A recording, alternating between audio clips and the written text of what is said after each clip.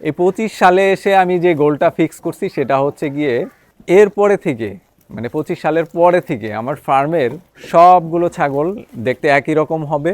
ব্রিডের যে পিউরিটি এবং হচ্ছে বাচ্চার কোয়ালিটি, মিট প্রোডাকশন এইগুলোর দিকে পুরোপুরি ফোকাসটা আরও বেশি থাকবে।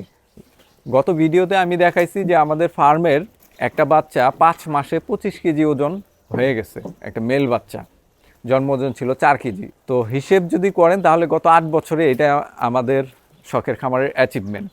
এই অর্জনটাকে কিভাবে আরও এগিয়ে নেওয়া যায়, তো সেই লক্ষ্যে সিলেক্টিভ ব্রিড করে করে বাছাই করে করে দেন হচ্ছে 30 সালে আমার যে টার্গেট সেটা হচ্ছে আমাদের ফার্মে যতগুলো বাচ্চা আসবে প্রত্যেকটা বাচ্চার জন্ম ওজন যেন 5 কেজি স্ট্যান্ডার্ডে থাকে, 5 কেজি অ্যাভারেজে থাকে। 5 মাস বয়স পার হইলে যেন আমাদের প্রত্যেকটা ছাগলের বাচ্চা 30 কেজি প্লাস ওজন গেইন করে এবং 1 বছরে যেন আমরা মিনিমাম 50 কেজি ওজন পাই একটা ছাগল থেকে। সেই লক্ষ্য অর্জনের জন্যই কাজ করে যাচ্ছি। তো গত 1 বছরে গণহারে ছাগল কমিয়ে ফেলার এইটা একটা মূল কারণ, সেটা হচ্ছে গিয়ে যে কালারগুলো এক করে ফেলা, মিস মার্কিংগুলো বাদ দিয়ে দেওয়া, পিউরিটির দিকে আরেক ধাপ এগিয়ে যাওয়া।